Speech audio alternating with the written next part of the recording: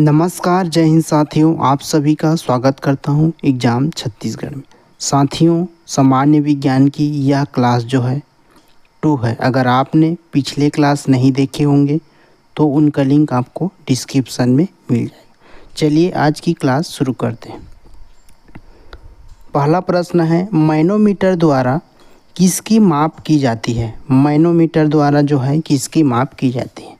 Option A वायु दाब, B गैसों का दाब, या सी द्रवों का घनत्व, या डी सतह पर तेल का दबाव।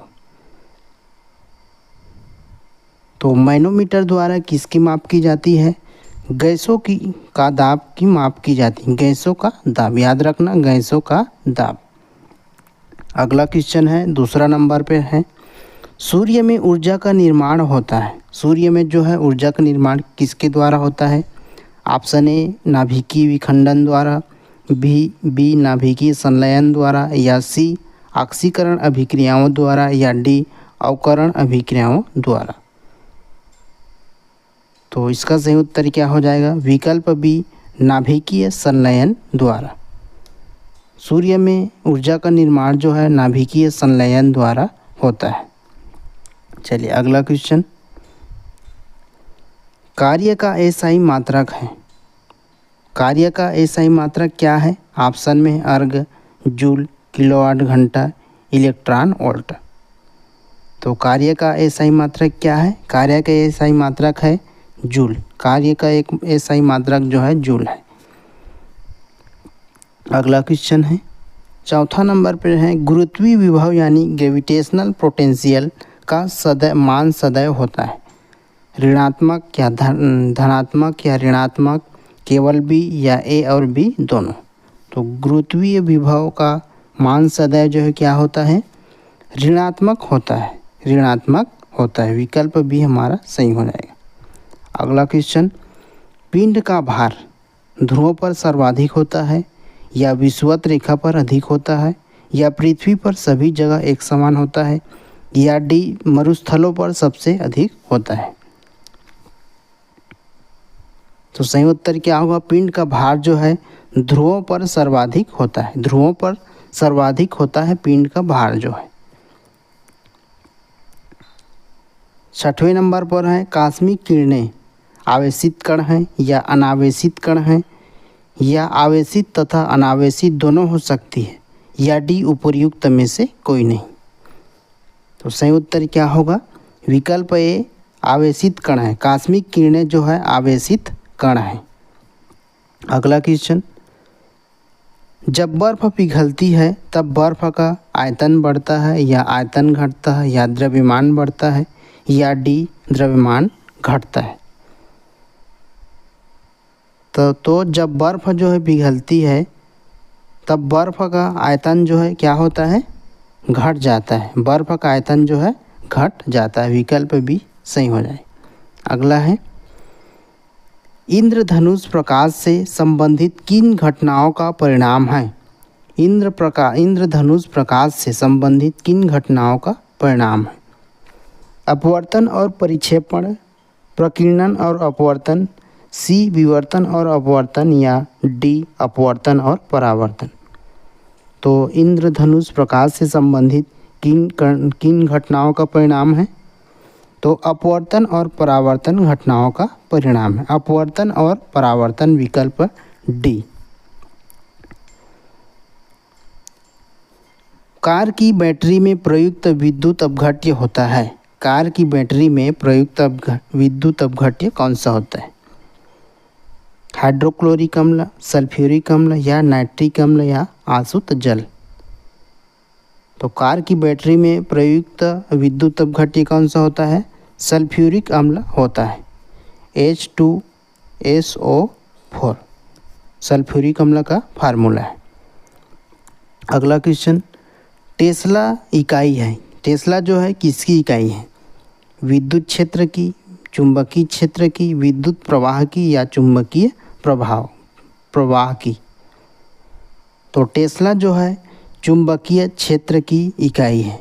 चुंबकीय क्षेत्र की इकाई है। विकल्प बी हमारा सही होगा। रसायन विज्ञान के प्रश्न है ये, निम्नलिखित में से कौन सी धातु कठोरतम है? इन 4 ऑप्शन में से आपको बताना होगा कि धातु कौन सा धातु जो है कठोरतम है, सोना, लोहा, प्लेटिनम या टंगस्टन। तो कठोरतम धातु कौन सा है? तो हो जाएगा, ये सही उत्तर होगा, प्लेटिनम जो है सबसे कठोरतम धातु है। अगला क्वेश्चन 12 नंबर पर है, रसायन विज्ञान की उत्पत्ति किस देश से हुई मानी जाती है? रसायन विज्ञान की उत्पत्ति जो है भारत, जर्मनी, यूनान या मिस्र। तो सही उत्तर क्या होगा? मिस्र। विकल्प डी हमारा सही हो जाएगा। अगला क्वेश्चन, दूध किस प्रकार का मिश्रण है? दूध जो है किस प्रकार का मिश्रण है? पायस, निलंबन या फोम या जेल। तो इसका सही उत्तर हो जाएगा विकल्प ए, पायस। पायस, दूध जो है पायस प्रकार का मिश्रण है। अगला क्वेश्चन 14 नंबर पर है, रदरफोर्ड का प्रकीर्णन प्रयोग यानी स्कैटरिंग एक्सपेरिमेंट। स्कैटरिंग एक्सपेरिमेंट किसकी पुष्टि करता है? रदरफोर्ड का प्रकीर्णन प्रयोग किसकी पुष्टि करता है? सभी पदार्थों में परमाणुओं की संख्या, परमाणुओं में इलेक्ट्रॉनों की, परमाणुओं में न्यूट्रॉनों की या परमाणुओं में नाभिक की। तो विकल्प डी हमारा सही हो जाएगा, परमाणुओं में नाभिक की। रदरफोर्ड का प्रकीर्णन का प्रयोग जो है परमाणु में नाभिक की पुष्टि करता है, परमाणुओं में नाभिक की पुष्टि करता है। विकल्प डी हमारा सही होगा। अगला है 15 नंबर पर है, किसी यौगिक की आणविक संरचना प्रदर्शित की जाती है? किसके द्वारा प्रदर्शित की जाती है? तो अणु सूत्र के द्वारा या संरचना सूत्र के द्वारा या मूलानुपाती सूत्र के द्वारा या उपर्युक्त सभी के द्वारा। तो इसका सही उत्तर क्या होगा? अणु सूत्र के द्वारा। किसी यौगिक की आणविक संरचना जो है अणु सूत्र के द्वारा प्रदर्शित की जाती है। विकल्प ए सही होगा। अगला है, अगर आप हमारे टेलीग्राम चैनल ज्वाइन नहीं किए होंगे तो ज्वाइन कर लीजिएगा। इसमें आपको स्टडी मटेरियल, क्लास नोट्स और डेली के क्यूजेस आपको मिलते रहते हैं। चलिए 16 नंबर पर है, निम्नलिखित में से किस अम्ल में ऑक्सीजन नहीं होता है? आपको मिलेगा ऑप्शन है नाइट्रिक अम्ल, सल्फ्यूरिक अम्ल, हाइड्रोक्लोरिक अम्ल या उपर्युक्त सभी। आपको बताना होगा कि इनमें से किस अम्ल में जो है ऑक्सीजन नहीं है। तो सही उत्तर क्या होगा? विकल्प सी, हाइड्रोक्लोरिक अम्ल। हाइड्रोक्लोरिक अम्ल का फार्मूला क्या होता है? HCl। और नाइट्रिक अम्ल का HNO3 और सल्फ्यूरिक अम्ल का H2SO4। तो इसमें जो है नाइट्रिक अम्ल में तो ऑक्सीजन है और सल्फ्यूरिक अम्ल में भी ऑक्सीजन है और हाइड्रोक्लोरिक में जो है ऑक्सीजन नहीं है। इस प्रकार इसका उत्तर सी होगा। अगला क्वेश्चन 17 नंबर पर है, कौन सा गैसीय नियम स्थिर ताप पर गैस के दाब एवं आयतन के मध्य संबंध को प्रदर्शित करता है? बायल का नियम, चार्ल्स का नियम, गे लुसैक का नियम या आवोगाद्रो का नियम। तो कौन सा गैसीय नियम स्थिर ताप पर गैस के दाब एवं आयतन के मध्य संबंध को प्रदर्शित करता है? तो क्या होगा? बायल का नियम। विकल्प ए, बायल का नियम। अगला है, आधुनिक आवर्त सारणी किस वैज्ञानिक द्वारा किए गए वर्गीकरण पर आधारित है? आधुनिक आवर्त सारणी यानी मॉडर्न पीरियोडिक टेबल किस वैज्ञानिक द्वारा किए गए वर्गीकरण पर आधारित है? Option A Dobereiner, B JN Newlands, C Mendeleev, D madam Curie. उत्तर टिक कीजिएगा। तो इसका सही उत्तर हो जाएगा मेंडलीफ। आधुनिक आवर्त सारणी जो है मेंडलीफ वैज्ञानिक द्वारा किए गए वर्गीकरण पर आधारित है। अगला क्वेश्चन, मोती मुख्य रूप से बना होता है यानी किससे बना होता है? कैल्शियम ऑक्सलेट, कैल्शियम सल्फेट या कैल्शियम कार्बोनेट, कैल्शियम ऑक्साइड। तो मोती मुख्यतः जो है किससे बना होता है बताइएगा। तो सही उत्तर होगा विकल्प सी, कैल्शियम कार्बोनेट। कैल्शियम कार्बोनेट का फार्मूला क्या होता है? CaCO3, calcium carbonate.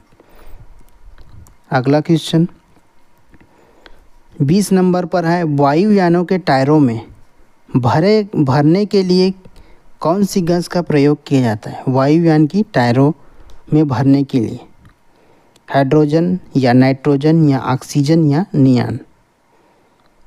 तो सही उत्तर होगा विकल्प बी, नाइट्रोजन। वायुयान के टायरों में भरने के लिए नाइट्रोजन गैस का प्रयोग किया जाता है। जीव विज्ञान का प्रश्न है, वनस्पति विज्ञान के जनक हैं। वनस्पति विज्ञान के जनक हैं अरस्तु, ओसवाल्ड टिप्पो, कैरोलस लिनियस या थियोफ्रेस्टस। थियोफ्रेस्टस। तो वनस्पति विज्ञान के जनक कौन है? विकल्प डी, थियोफ्रेस्टस। याद रखना, थियोफ्रेस्टस जो है वनस्पति विज्ञान के जनक हैं। अगला क्वेश्चन 22 नंबर पर है, फलीदार पादपों की जड़ों में उपस्थित गांठों में पाए जाने वाले नाइट्रोजन स्थिरीकरण जीवाणु हैं। मृतोपजीवी या प्रोटोपघटनी या सहजीवी या पराश्रयी। तो विकल्प सी हमारा सही होगा, सहजीवी। अगला क्वेश्चन 23 नंबर पर है, निम्नलिखित में से कौन से जीव कोशिका सिद्धांत का पालन नहीं करते हैं? कोशिका सिद्धांत का पालन नहीं करते हैं। जीवाणु, विषाणु या पादप या जलीय जीव। तो विकल्प बी हमारा सही हो जाएगा, विषाणु यानी वायरस। अगला क्वेश्चन 24 नंबर पर है, मानव शरीर के लिए किस अंग को लाल रक्त कणिकाओं का कब्रिस्तान कहा जाता है? यकृत को या अस्थि मज्जा को या प्लीहा को या हृदय को। तो मानव शरीर के लिए किस अंग को जो है लाल रक्त कणिकाओं का कब्रिस्तान कहा जाता है? तो क्या होगा? प्लीहा यानी स्प्लीन, अंग्रेजी में स्प्लीन। ये है स्प्लीन। 25 नंबर पर है, मूली किसका एक उदाहरण है? मूली जो है किसका एक उदाहरण है? गट्टा या जड़ या कंद या फल। तो मूली जो है जड़ का एक उदाहरण है, जड़। अगला क्वेश्चन वेरी मोस्ट इम्पॉर्टेंट प्रश्न है, प्रकाश संश्लेषण में कौन सा प्रकाश कम प्रभावी है? प्रकाश संश्लेषण यानी फोटोसिंथेसिस में कौन सा प्रकाश कम प्रभावी है? नीला प्रकाश, हरा प्रकाश या सूर्य का प्रकाश या लाल प्रकाश। तो सही उत्तर क्या होगा? हरा प्रकाश। प्रकाश संश्लेषण में हरा प्रकाश जो है कम प्रभावी है और सबसे ज़्यादा प्रभावी कौन सा है? तो हो जाएगा लाल प्रकाश। याद रखना, दोनों को कम पूछता है तो हरा प्रकाश और सबसे ज़्यादा प्रभावी पूछता है तो लाल प्रकाश। याद रखिएगा। 27 नंबर पर है, अस्थि एवं दांत निर्माण हेतु निम्नलिखित में से किनकी आवश्यकता होती है? ऑप्शन में है सोडियम और पोटेशियम, लौह और कैल्शियम और सोडियम और कैल्शियम या डी कैल्शियम और फास्फोरस। तो अस्थि एवं दांत निर्माण हेतु निम्न में से किनकी आवश्यकता होती है? तो कैल्शियम और फास्फोरस की आवश्यकता होती है। विकल्प डी हमारा सही हो जाएगा। अगला क्वेश्चन 28 नंबर पर है, सीमेंट फैक्ट्री के मजदूरों को कौन सी बीमारी होने की संभावना रहती है? ल्यूकेमिया, साइटोसिलिकोसिस या अस्थि मज्जा रोग या एस्बेस्टोसिस। तो सीमेंट फैक्ट्री के मजदूर को कौन सी बीमारी होने की संभावना रहती है? तो कौन सी होती है? विकल्प बी, साइटोसिलिकोसिस। याद रखना। अगला क्वेश्चन 29 नंबर पर है, विटामिन है एंजाइम एक विटामिन है या बैक्टीरिया है या जैव उत्प्रेरक है या वायरस है? तो एंजाइम क्या है? एंजाइम जो है एक जैव उत्प्रेरक है। याद रखना, एंजाइम जैव उत्प्रेरक है। विकल्प सी हमारा सही होगा। 30 नंबर पर है गुर्दे की कार्यात्मक इकाई है फंक्शनल यूनिट। तो गुर्दे की कार्यात्मक इकाई क्या है? एक्सान या न्यूरॉन या नेफ्रॉन या धमनी। तो गुर्दे की कार्यात्मक इकाई जो है नेफ्रॉन है। कार्यात्मक इकाई क्या है? नेफ्रॉन। इस प्रकार से होते हैं नेफ्रॉन्स।